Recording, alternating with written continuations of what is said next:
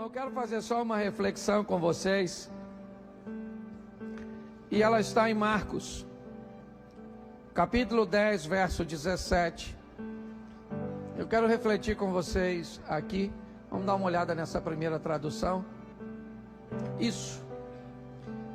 E pondo-se a caminho, correu para ele um homem, o qual se ajoelhou diante dele e lhe perguntou: Bom mestre, que farei para herdar a vida eterna? E Jesus lhe disse: Por que me chamas bom?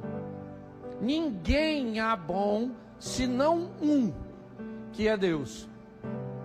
Tu sabes os mandamentos: não adulterarás, não matarás, não furtarás, não dirás falso testemunho, não defraudarás alguém, honra teu pai e a tua mãe.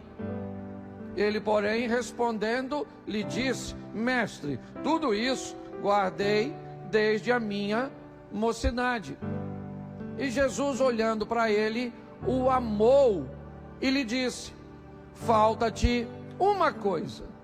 Vai, vende tudo quanto tens, dá-o aos pobres, e terás um tesouro no céu. E vem e segue-me. Mas ele, contrariado com essa palavra, retirou-se triste, porque possuía muitas propriedades. Então Jesus, olhando ao redor, disse aos seus discípulos: Quão dificilmente entrarão no reino de Deus os que têm riquezas. E os discípulos se admiravam dessas suas palavras. Mas Jesus, tornando a falar, disse: Filhos, quão difícil é para os que confiam nas riquezas entrar no reino de Deus. É mais fácil um camelo passar por o fundo de uma agulha do que entrar um rico no reino de Deus. Feche seus olhos. Senhor nosso Deus e Pai, em nome de Jesus, eis aqui a tua palavra, continua falando conosco. Usa-me como um canal de bênção nesta hora, em nome de Jesus. Você pode dizer amém?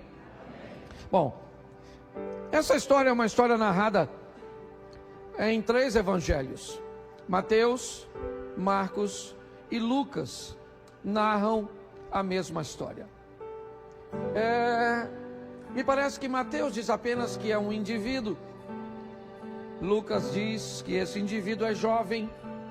Mas Marcos quer trazer uma responsabilidade. Então Marcos diz: um homem. Me parece que o propósito de Marcos é responsabilizar. Não interessa se ele é jovem ou não, se eu vou identificá-lo ou não. Marcos me parece que utiliza uma linguagem que tem por propósito trazer uma responsabilidade sobre as decisões. Enquanto Lucas me parece dizer que talvez este moço, por sua imaturidade e por ser jovem, ele ainda não tem muita habilidade para separar as coisas materiais das espirituais.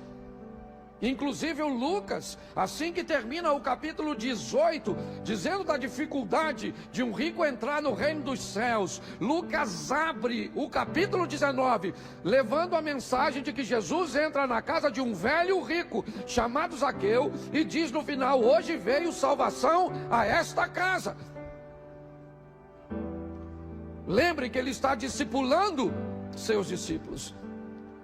Então no capítulo 18 de Lucas, ele diz: olha como imaturos lidam com coisas materiais. São capazes de colocar essas coisas acima da alma, acima da salvação, acima de Deus. Mas olhe como o maduro é como se fosse o jovem rico e o velho rico.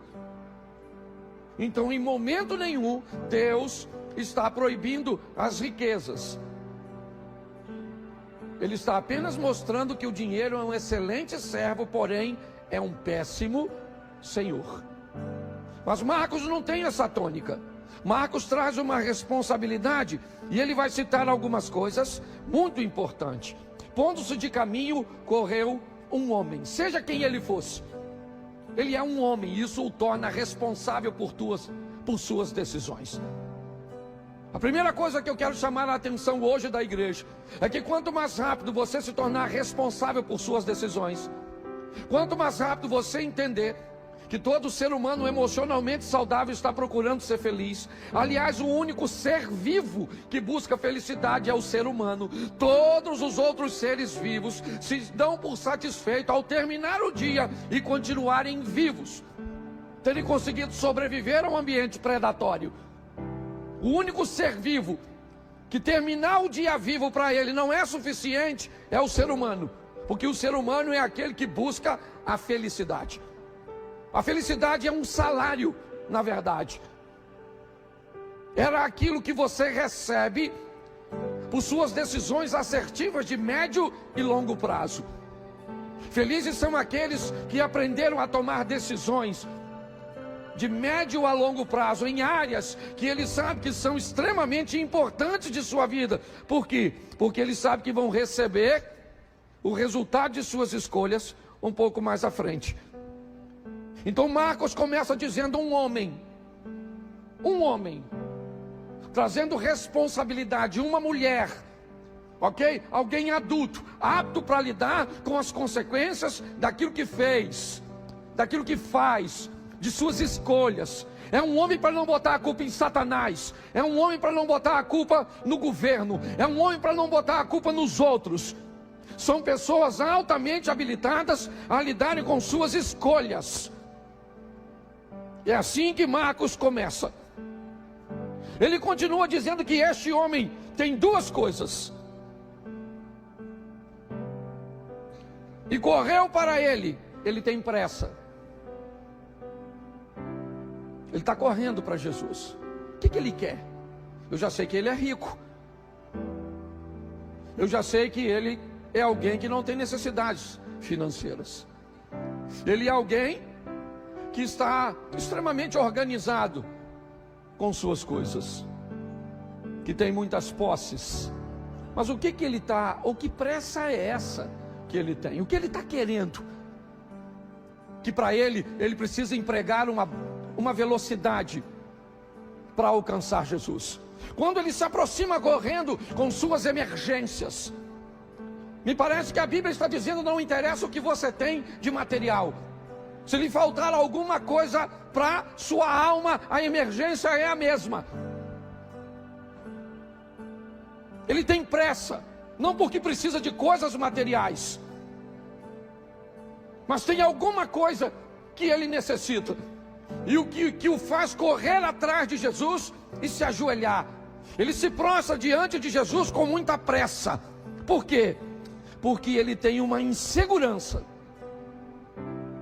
Pastor, mas ele não tem dinheiro? Como é que alguém que tem dinheiro se sente inseguro? Como é que alguém está tão estabilizado materialmente, ele se sente inseguro? Porque todo ser vivo se sente inseguro, porque ele é vivo, mas está sempre bem pertinho da morte. Ninguém sabe o dia nem a hora. E é assim que funciona. Lembra quando Jesus utiliza essa figura de linguagem? Ainda hoje te pedirão a alma. E o que tu tens reservado? Ele tem pressa, sim. Ele tem uma necessidade, ela não é material. Ele se ajoelha e ele vai conversar com Jesus. E ele diz assim para Jesus, ainda no verso 17: bom mestre, que farei para herdar a vida eterna? Preste atenção. Que farei para herdar? O que eu tenho que fazer? Presta atenção que o verbo está no futuro. Ele não diz: o que eu fiz me dá direito à vida eterna. O que eu faço me dá direito à vida eterna. Ele diz: o que eu preciso fazer para herdar a vida eterna? Bom, ao que tudo indica, este mundo ele já ganhou. Só que a Bíblia diz que adianta o homem ganhar o mundo inteiro e perder a sua. Então ele não tem problema com vida terrena. A vida dele é organizada. A vida dele está certinha. Ele é alguém próspero segundo a sua medida. É importante nós olharmos isso.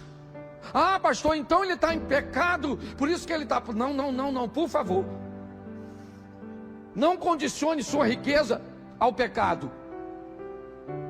Você vê que quando Jesus narra para ele os mandamentos, não há nenhum questionamento de Jesus, há uma afirmação.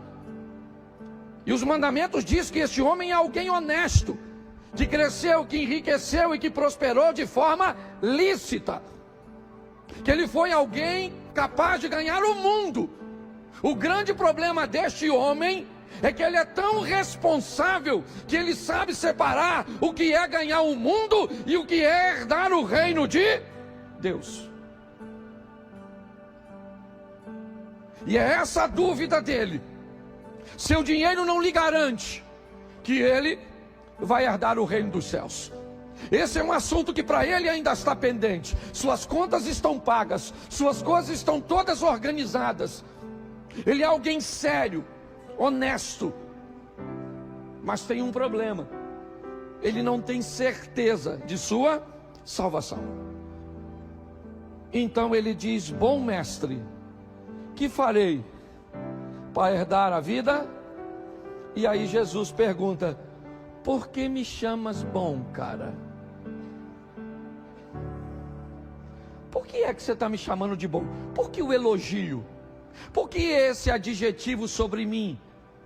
Deixa eu te explicar uma coisa, homem. Bom só há um, que é Deus.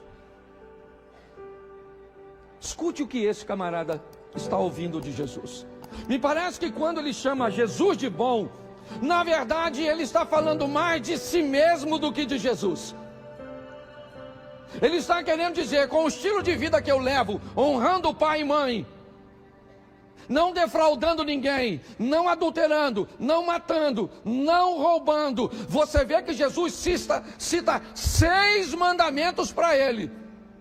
Fica somente 4 de fora.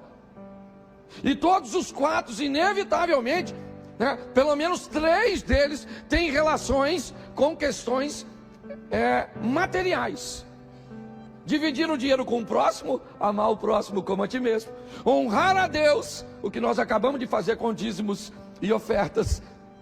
Eu não vou falar disso, não vou me deter, mas eu preciso mostrar a vocês o que está acontecendo aqui. Jesus, quando diz para ele: eu não sou bom, bom só há um. Quando Jesus diz bom só há um, que é Deus, o que é que Jesus está dizendo para o garoto? Ou para o homem, ou para o rapaz, ou para o príncipe, seja qual for a tradução: você não é o que você pensa ser. Baixa a bola, querido. Vai devagar. Jesus disse: bom só há um, que é isso.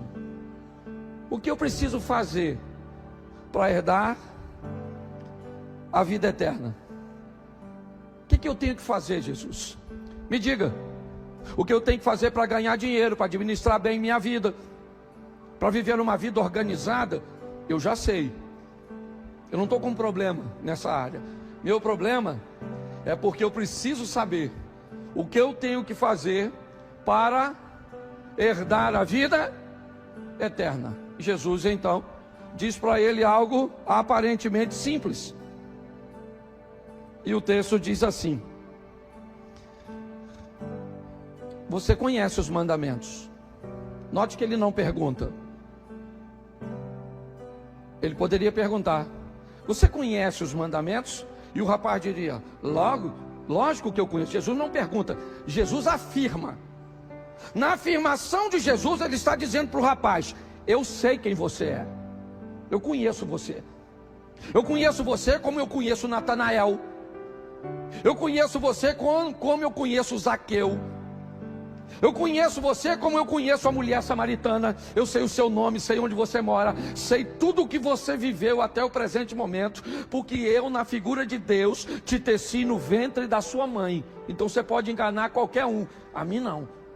Então Jesus disse: você conhece os mandamentos, e eu vou te explicar aqui agora qual você conhece. Deixa eu ler para vocês. Não adulterarás, não matarás, não furtarás. Note, está falando da integridade do indivíduo. É isso que Jesus está falando. Esse cara é um cara íntegro. Ele não enriqueceu de forma ilícita, roubando nem lesando ninguém. Vou mudar agora. Olha a moral do cara, certo? Não dirás falso testemunho. Tudo isso, certo? Não defraudarás alguém. E honra o teu pai e a tua. Olha o que ele disse logo em seguida para Jesus: mestre, tudo isso eu tenho guardado desde a minha... Opa, aí está o problema. É exatamente aí que está o problema. Quando ele diz, eu tenho feito tudo isso desde a minha mocidade, ele está dizendo para Jesus: eu fui ensinado a fazer isso, eu fui ensinado a acreditar nisso, eu fui ensinado a viver dessa forma, de onde eu vim. Faz muito tempo que eu acredito que o modelo do relacionamento para com Deus é esse. Faz muito tempo que eu acredito, certo, que as coisas funcionam dessa forma. Não é de hoje. Eu estou na igreja há muito tempo. Eu já passei por igrejas tradicionais, igrejas pentecostais. Eu já passei por igrejas neopentecostais, por comunidades.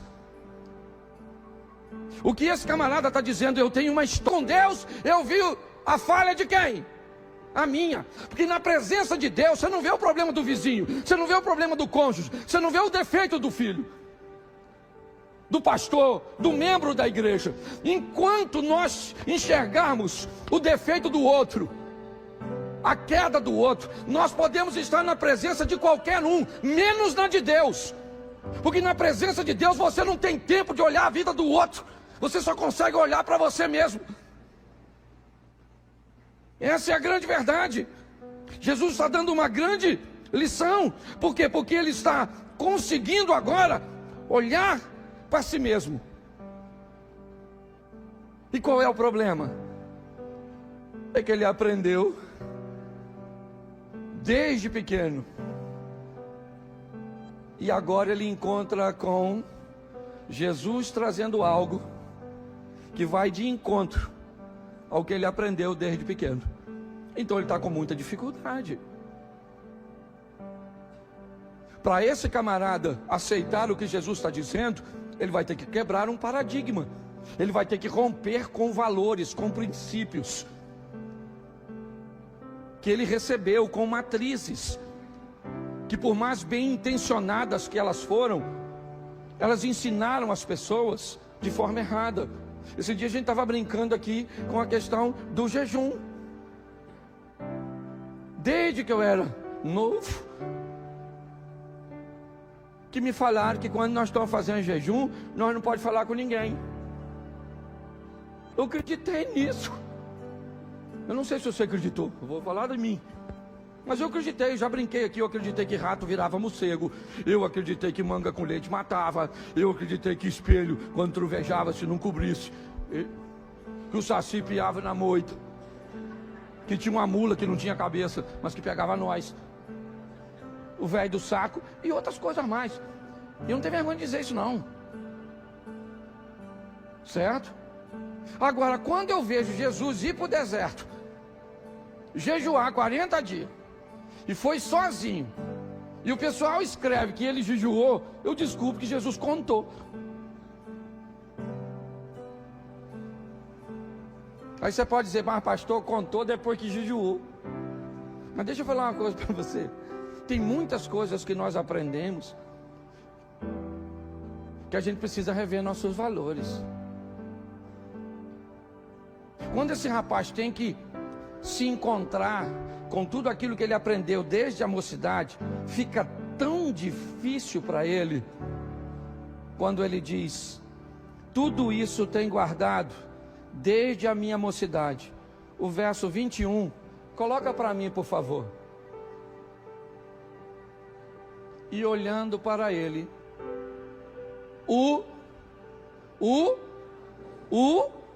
preste atenção. Assim que ele diz que faz tudo aquilo desde sua mocidade, o texto diz: Jesus olha e o ama, porque está entendendo por que para ele é tão difícil romper. Por que para ele é tão difícil se encaixar? Por isso eu não acredito a via de regra de mudanças instantâneas. Para mim, as mudanças mais seguras são aquelas gradativas, cujo qual todos os dias nós vamos avançando um pouquinho para nos tornarmos melhor. Por isso que todas as vezes que eu vejo um santarrão citando e trazendo à tona o erro de outras pessoas, o que me parece é que ele está criando um ambiente, certo? Onde ele está tentando encobrir suas próprias mazelas, seus próprios defeitos. Jesus olha para ele e o ama. Por quê? Porque vê que há um confronto. Porque esse cara é um cara bom. Sim. Talvez não na conotação cujo qual ele achava que pela maneira que ele administrava a sua vida, isso já seria suficiente para ele entrar no reino dos céus. Mas quando você vê, ele é bom com grana. Ele é bom com coisas materiais. Ele é honesto. Jesus afirma, dizendo para ele: eu sei que você conhece e não rouba. Eu sei que você conhece e não adultera. Eu sei que você conhece e não mata. Eu sei que você conhece e não cobiça as coisas dos outros. Eu conheço você. Eu sei quem você é. Mas quando você está se deparando com algo novo que precisa romper com alguma coisa do passado, e aí eu poderia usar isso para aplicar em diversas áreas da vida. Está aqui gente que é especialista na área. Quantas pessoas, certo, que ainda se sentem aprisionadas por questões lá de trás, porque não conseguiram se libertar da culpa de algo que fizeram, da dor de algo que aconteceu lá atrás. Jesus olha para ele e o ama. É como se estivesse olhando e dizendo: eu estou entendendo, mas só que você precisa vencer isso. Você vai precisar vencer. Você vai precisar romper com isso. Eu estou entendendo, eu sei que é difícil para você, muitas vezes, enfrentar uma estrutura que você foi ensinado desde pequenininho, no ambiente do espiritismo, do catolicismo e de tanta. E eu não estou dizendo que nós estamos certos, não é isso. Eu só estou usando a Bíblia como base, é só isso, e respeitando todas as religiões. Eu sei que você, para se tornar um bom marido, você vai ter que ter um encontro, sabe, com o comportamento do seu pai, e aquilo que você viu ele fazer. E hoje, quando os pastores utilizam a Bíblia para pregar na igreja, o que acontece nesse momento é que entra em conflito aquilo que você viu, aquilo que você aprendeu, aquilo que você viveu, com um novo ensinamento. Então é difícil você se tornar gentil, é difícil você se tornar um cavalheiro, é difícil você se tornar uma dama. É difícil dizer para você: cuidado com o seu decote, cuidado com a saia curta, cuidado com esse ambiente cujo qual você pode se distanciar. Mas quando nós falamos isso, boa parte das pessoas não conseguem, porque entra em choque. É desde a mocidade, desde pequena, que ela viu pessoas se vestirem desse jeito, falarem desse jeito, administrarem dinheiro desse jeito, ter sua vida espiritual desse jeito. E de repente aparece alguém como Jesus, trazendo algo novo que entra em choque. Então Jesus olha para o garoto, que talvez eu e você colocaríamos defeito, e o ama. Olhando para ele, o amou e lhe disse: preste atenção, Jesus o amou, sim ou não, mas não baixou a régua para ele entrar no seu reino. Você está entendendo? Ele ama, mas não baixa a régua. Ele ama, mas não vai abrir uma concessão para qualquer tipo de pessoa entrar. Não é assim. Ele o amou e lhe disse: falta-te uma coisa, uma só. Eu não sei se isso pode ser um elogio ou uma crítica. Mas se eu encontrasse Jesus e ele falasse comigo: Cláudio, só te falta uma coisa, eu ia falar: caramba, pô, tô bonito na foto. Uma coisa só. Falta-te uma coisinha. Uma coisa. Pô, só por uma coisa. O que ele disse agora? O que ele disse? O que ele disse? Vai. Porque todo mundo que encontrou com ele, depois que encontrou, foi. Vá e não peques mais. Vá e mostre a seus familiares quão grandes coisas fez o Senhor por ti e como teve misericórdia. Quer ir para o Velho Testamento? Vamos lá. Vai, certo? Pega o azeite, vende, paga a tua dívida, certo? E vive do resto. Vá, vai, vá. Porque depois que você encontrou com ele, você tem que ir. João capítulo 8, a mulher adúltera: vai e não peques, mas vai e a tua fé te salvou. Sempre vai, vai. Porque o encontro com Jesus é um encontro para nos enviar e não para nos reter. Por isso ele diz para o rapaz: falta-te uma coisa, vai. Mas antes de você ir, eu vou falar o que te falta. Falta o quê? Vende tudo que tu dá aos, terás um tesouro no. Vem e preste atenção. Olha o que Jesus disse: falta-te uma coisa. Pega tudo que você tem, vende. Sim ou não? Faz o que com o que você tem? Dá pus e fica pobre. Vá, pega tudo que tu tem, fica pobre, dá o dinheiro aos. Ô, gente, deixa eu falar uma coisa para vocês. Há um tempo atrás eu estava vendo uma pesquisa e ela dizia o seguinte: o sucesso só gosta de viver num ambiente confortável. Sucesso não gosta de ambiente estável. Sucesso não gosta de pessoas desequilibradas. Algumas pessoas podem dar sorte, e a sorte pode trazer para ela o sucesso. Mas se elas não estiverem preparadas para terem um sucesso, é só uma questão de tempo até o sucesso irem e levar consigo a sorte que teve no passado. Alguns dizem, eu não sou especialista no assunto, mas se hoje todo o dinheiro que gira no mundo fosse repartido igualmente pelas pessoas na terra, em 10 anos eles estariam de volta nos mesmos bolsos. Preste atenção nisso. Jesus não está mandando ele vender nada. Aliás, essa é a visão de Lucas. Por isso que Lucas conta a história de Zaqueu logo depois de contar a história do garoto. Porque os discípulos, assim que está terminando, dizem para Jesus: nossa, mas é impossível ser salvo então.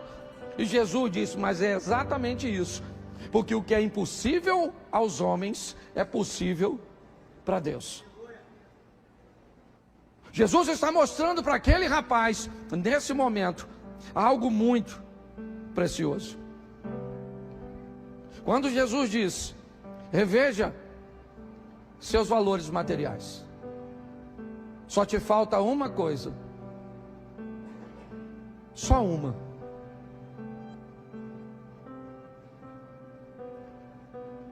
Os seus recursos materiais, a sua visão material está sobrepondo, está acima E nós precisamos eliminar tudo isso. O texto diz, bota o 22, mas ele contrariado, claro que é contrariado com essa palavra. A palavra de Jorge Linhares na última quarta-feira. Uma palavra que sai do púlpito, que na maioria das vezes não te contraria, não te confronta, não diz que você precisa de uma mudança, de um reposicionamento,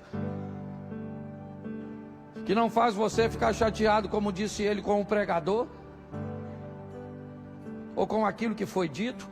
Jesus disse para ele: pega tudo que tu tens. Preste atenção, garoto. Você quer vir atrás de mim, rapaz? Então vamos lá. Pega tudo que você tem.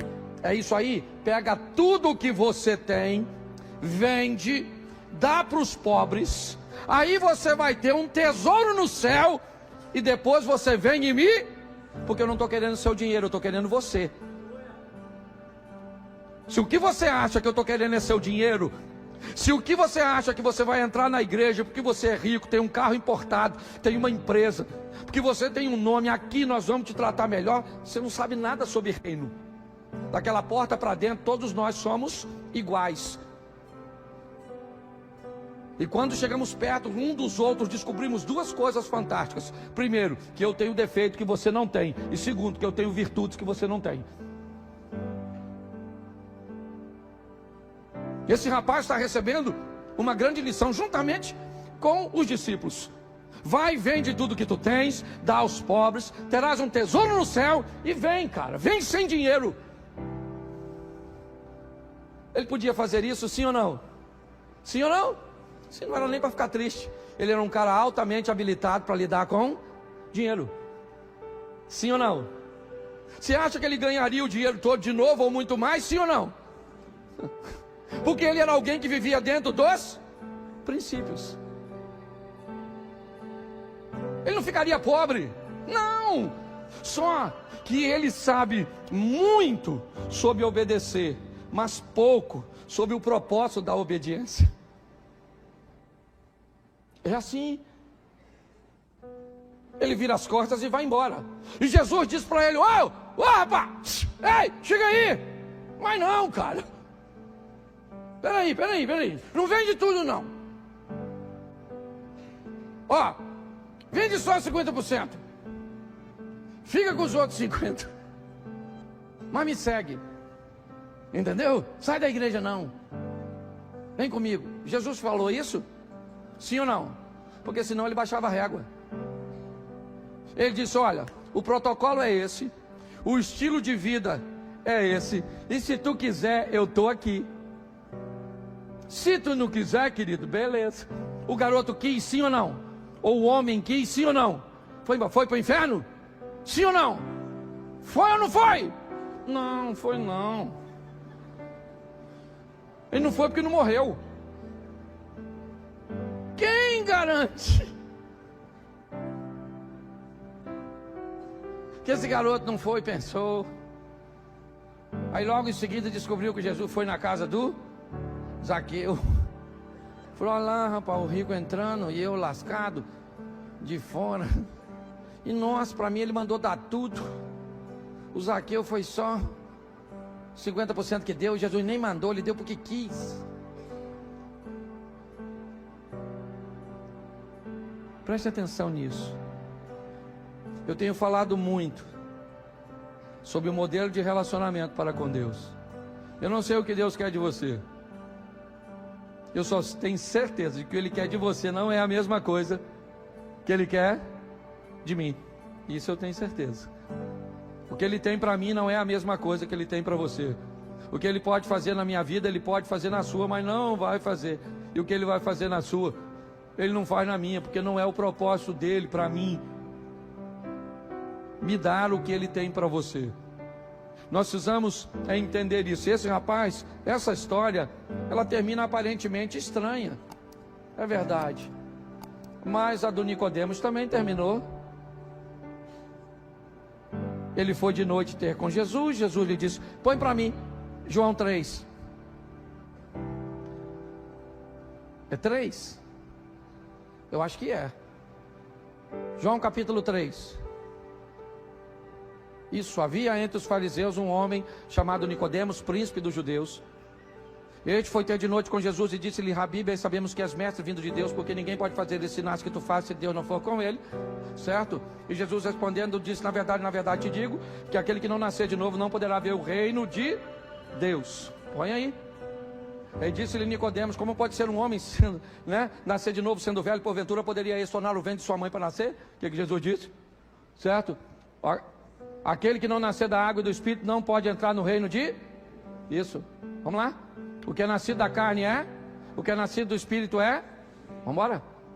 Não te maravilhes de que tenha te dito necessário vos é nascer de novo. Vamos lá. O vento sopra onde quer e ouve a sua voz e não sabe de onde vem nem para onde vai. Assim é todo aquele que é nascido do... Vamos embora. Nicodemos respondeu e disse: como pode ser isso?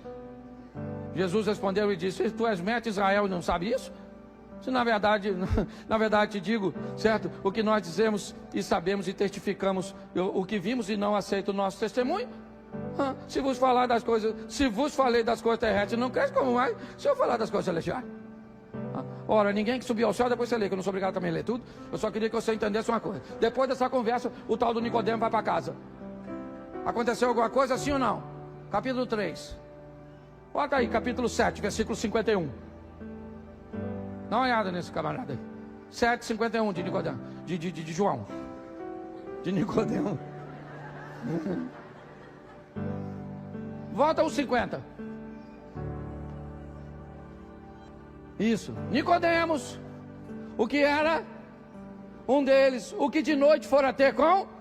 Disse-lhes: porventura condena a nossa lei um homem sem primeiro ouvir e ter conhecimento do que faz?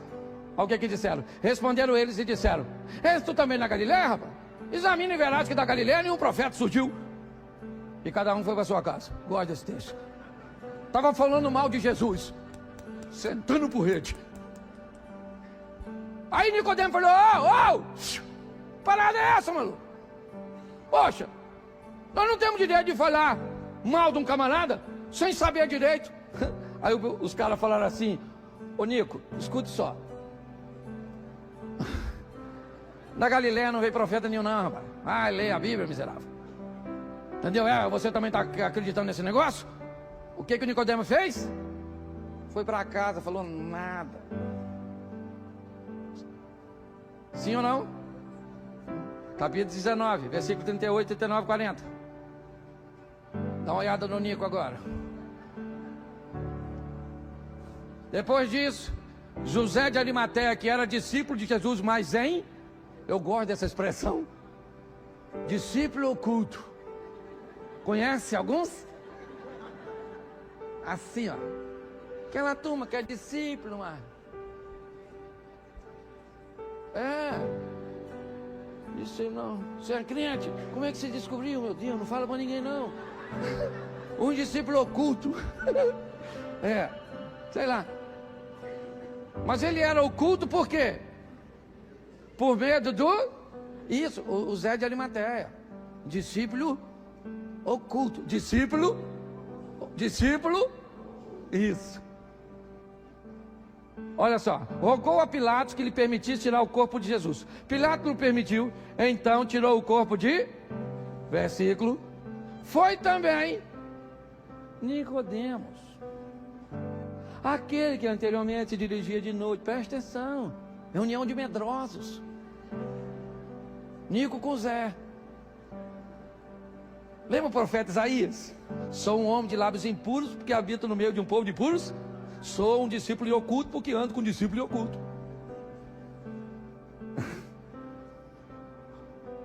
O Nicodemo, uma história que começou no capítulo, já está no... Começou de noite e agora é de dia. Olha só. Foi também Nicodemos, aquele que anteriormente se dirigia de noite levando quase 100 libras de um composto de mirras e... Vamos lá, verso 40. Tomaram, pois, o corpo envolveram lençóis com especiarias, como os judeus costumam fazer, certo? Na separação para o sepulcro. Quem é que estava lá de dia, pegando o corpo de Jesus, se expondo ao perigo de perder certo, o seu prestígio no meio dos judeus, o Nicodemos. Eu sou pastor. Eu posso falar para você com toda a certeza do mundo, e tenho visto isso cada vez mais crescer. Como tá legal falar mal dos outros para encobrir nossos erros.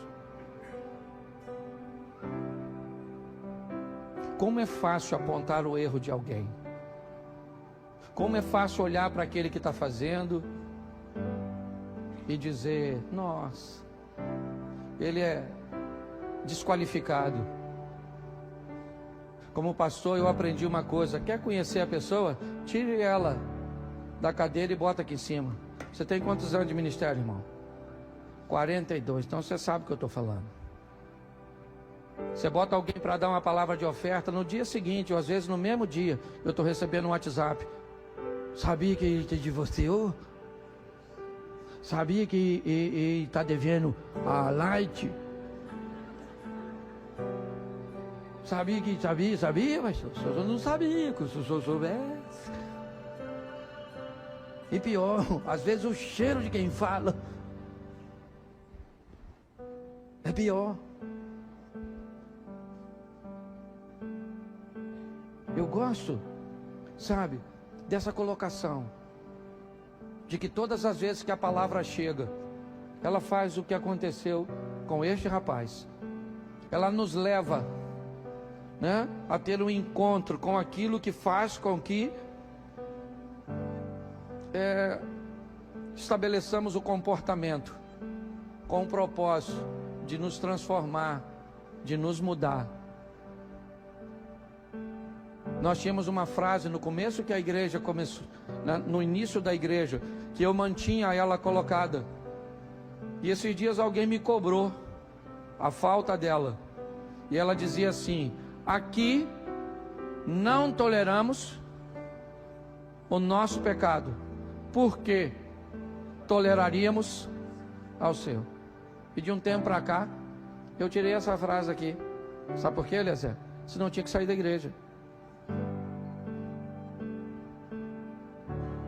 Que parecia que ela estava, né, escondendo. E eu também tenho pecado. Não vou falar, mas tenho. E tu também tem. Não fica olhando para mim com essa cara de quem não tem. Se você tem escondido no obscuro, se você estivesse lá com a pedrinha na mão, aquela mulher, Jesus falasse: atira a primeira pedra, quem aqui atiraria? Levanta a mão. Aí, só uma garotinha lá. E ela tacaria mesmo. Essa garotinha gosta de tacar pedra, é. Então, olha só, nós estamos numa proposta de oportunidade. Agora Jesus não vai descer a régua, entendeu? Sem santificação, ninguém lute com todas as forças para melhorar. O resquício que sobrar vai para o perdão, entendeu? Aí você fazia fofoca assim quase todo dia. Nossa! Agora você faz fofoca uma vez por semana.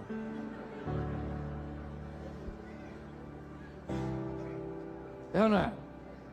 O que é isso? Evolução. Você brigava com a sua esposa, xingava a mãe dela. Hoje você briga, xinga uma prima de 2º grau. Diminuiu a intensidade. Você está rindo, mas é sério. Nós estamos aqui para melhorar. Se uma hora você achar que não dá para caminhar com a gente, que você é santo demais, procura uma igreja que tem mais santo que nós. Porque nós vamos continuar aqui, meu filho, lutando para ser crente, pedindo a Deus todos os dias misericórdia. Senhor, nos ajuda para a gente melhorar, servir de exemplo para alguém. Vamos embora. E o dia que você vê alguém da igreja, por favor, fazendo algo de errado, me permita usar você como elemento de prova, porque senão eu não posso fazer nada. As pessoas falam: pastor, vou falar uma coisa para o senhor aqui, ó, mas o senhor não fala o que eu falei, mas fulano está fazendo isso e isso, mas O senhor tem que corrigir.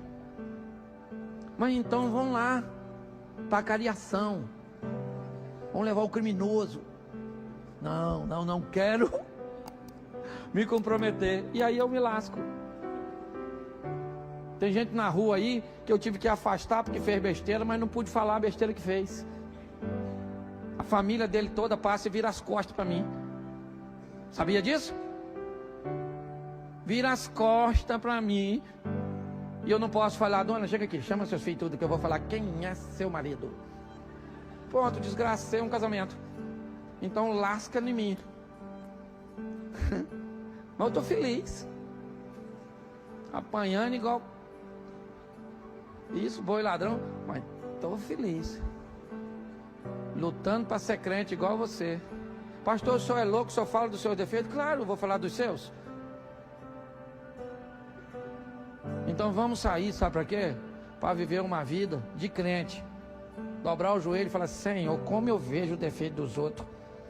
Pai, pros meus eu estou ceguinho. Mas da minha mulher eu sei tudo.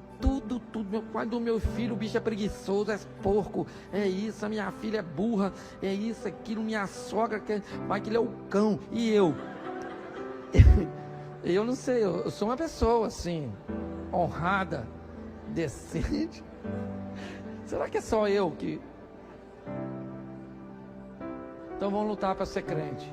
Olhar para as pessoas igual Jesus olhou, com amor. Você pode ficar de pé? Nós já vamos embora. Olha para quem está do seu lado e diz assim: eu sei quem você é. Aí fala agora assim para ela: para de olhar para mim, para. É isso aí. Pastor, eu queria aceitar Jesus, queria voltar para Jesus, queria conhecer mais sobre vocês. Aqui está bem divertido. Atrás daquela câmera tem uma sala. Lá na sala vai ter alguém para te receber, para orar por você se você quer aceitar Jesus. Se você quiser uma informação dos nossos cultos ministeriais ou dos nossos cultos regulares, tá certo? Lá você pode. Ah, pastor, mas eu não tenho que fazer uma confissão pública. Tem, fica tranquilo. Futuramente você vai vir aqui à frente. Nós só estamos invertendo o processo. Porque tem gente que levanta a mão, vem aqui e depois some. Então você vai lá primeiro, porque depois, se você sumir, a gente não sente nem falta. Não vem aqui não. Não é, não é isso não. É só para não expor você. E nem a igreja. Você tem que saber o que você quer. Jesus não está na promoção não. Entendeu? Aqui não tem promoção. Você quer Jesus? Quer Jesus? Não, esse não. 50 centavos, 20. Não. Então você quer receber Jesus? Ó, lá vai ter gente para orar por você, para te dar atenção. Caminha com a gente, vê se nós somos sérios, vê se a nossa teologia é legal, vê se a nossa dinâmica é boa. Aí depois você diz: agora eu quero. Aí vai lá, faz escola de servo, escola de batismo. Olha que legal. Aí vem para cá caminhar com a gente, ajudar os outros. Posso ouvir um amém? Amém. Isso. Feche seus olhos. Pai, muito obrigado por essa noite. Às vezes nos sentimos tão bons, ó Deus, como aquele rapaz, que na verdade era bem organizadinho, uma vida bem acertada,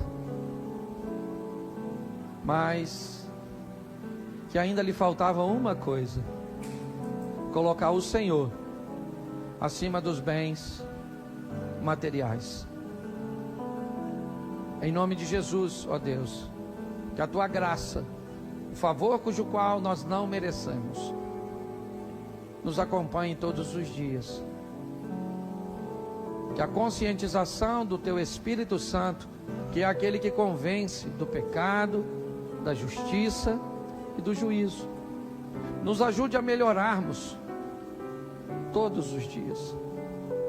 Ninguém aqui vai se tornar santo até que receba do Senhor um novo corpo, um novo nome.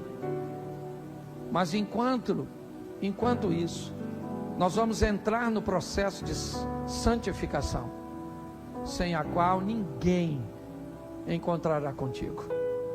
E vamos lutar com todas as nossas forças para que, conhecendo a nós mesmos, não fiquemos em falta e nem presos em lugar nenhum, para não ficarmos para trás. Leva-nos aos nossos lares, ó Deus. Abençoa a cada família, a cada casamento. Abra portas na terra, janela nos céus. Que possamos olhar para as pessoas com o olhar que o Senhor olhou para aquele homem, para aquele rapaz, para aquele príncipe, com amor. Entendendo que quando pessoas são confrontadas com suas matrizes, a mudança, ela é extremamente desafiadora. Mas que possamos vencer, ó Deus, para alcançarmos a estatura de varão perfeito. Continua conosco, leva-nos aos nossos lares, guardado por tuas mãos poderosas. Que o grande amor de Deus, nosso Pai, a graça de nosso Senhor e Salvador Jesus Cristo e as doces consolações do Santo Espírito de Deus seja para com todo o povo do Senhor, e todos digam: A Bíblia nos desafia constantemente a olharmos para nós mesmos e refletirmos sobre nossa postura diante das dificuldades alheias. Em Lucas, no capítulo 10, versos 30 ao 37, Jesus nos conta a parábola do bom samaritano, onde um homem é assaltado e deixado ferido à beira do caminho, enquanto o sacerdote e o levita, homens considerados religiosos, passam sem ajudar, enquanto o samaritano se compadece daquele homem e lhe oferece ajuda. Com essa história, Jesus não apenas nos ensina sobre o amor ao próximo, mas também nos convida a refletir que tipo de pessoa eu sou. É fácil julgar os papéis do sacerdote e do levita nessa parábola, mas talvez seja um pouco mais difícil ver como às vezes a nossa própria vida reflete atitudes semelhantes. Quantas vezes, por estarmos focados em nossas tarefas e responsabilidades, acabamos ignorando as necessidades daqueles ao nosso redor? O sacerdote e o levita representavam a religião. Eles são homens zelosos que obedecem com firmeza os mandamentos que foram escritos na lei de Moisés. Eles também estavam ocupados com as suas obrigações e não se inclinaram a ajudar ao próximo e demonstrar ali o verdadeiro propósito da fé. Jesus nos alerta em Mateus 23 sobre a importância de não negligenciarmos a justiça, a misericórdia e a fé. Será que, assim como o sacerdote e o levita, nós também priorizamos a aparência de espiritualidade ao invés de vivê-la de maneira prática? Ou será que nós mesmos colocamos alguns mandamentos à frente daquilo que Jesus realmente considera importante? Quando você vê alguém em necessidade, qual é a sua reação imediata? Será que você está disposto a se aproximar, mesmo que isso exija sair da sua zona de conforto ou dos seus padrões de religiosidade? O samaritano não tinha a obrigação religiosa ou social para ajudar aquele homem, mas ele escolheu agir de compaixão. Ele cuidou das feridas dele, ofereceu abrigo, recursos, demonstrando um amor que ultrapassa as barreiras sociais e religiosas. Esse ato mostra que o verdadeiro amor ao próximo está nas ações e não apenas nas palavras. Em João, no capítulo 13, versos 34 e 35, Jesus diz: "Um novo mandamento vos dou, que vos ameis uns aos outros, assim como eu vos amei, que também vos ameis uns aos outros." O samaritano nos ensina que a compaixão genuína vai além de nossas diferenças. Ela exige ação, coragem e um coração disposto a fazer a diferença na vida do próximo. Muitos frequentam a igreja não apenas buscando a mensagem da salvação, mas também em busca de um ambiente acolhedor onde possam se sentir amados e aceitados. A recepção calorosa, empatia demonstradas pelos irmãos da igreja são essenciais para que todos se sintam parte do corpo de Cristo. Em Romanos, no capítulo 15, verso 7, Paulo nos exorta: "Portanto, acolham uns aos outros como também Cristo nos acolheu para a glória dele." A igreja é um lugar onde todos deveriam se sentir bem-vindos, independente das suas aparências, origem ou condição. Somos chamados a ser como o bom samaritano, oferecendo apoio, cuidado, compaixão e muito amor para aqueles que chegam em nossas vidas. Quando alguém chega à sua igreja, você toma a iniciativa de acolhê-lo e fazer com que se sintam em casa? Para vivermos como o bom samaritano, precisamos adotar uma postura ativa de cuidado e empatia. Isso significa não apenas ajudar os necessitados quando for conveniente, mas torna-se uma forte e constante obrigação e fonte de amor e acolhimento. A parábola do bom samaritano nos desafia a refletir profundamente sobre quem somos e qual é a nossa verdadeira atitude diante da necessidade e do nosso amor ao próximo. Deus nos chamou para sermos luz e para isso precisamos demonstrar toda a graça e compaixão que são genuínas dele, o nosso Senhor. Ao nos aproximarmos dos outros com o amor de Cristo, nos tornamos instrumentos de transformação. Que a gente possa se perguntar todo dia: que tipo de pessoa nós somos? Que tipo de pessoa eu sou? Bem, que as nossas ações possam demonstrar o amor e a graça de Deus. Amém? Espero que você tenha gostado desse vídeo, que ele tenha sido edificante para você. Se você chegou até aqui e não se inscreveu, aproveite esse momento para se inscrever no canal, deixar o seu like. Diz aí o que você achou do vídeo nos comentários e que Deus te abençoe muito. Até breve.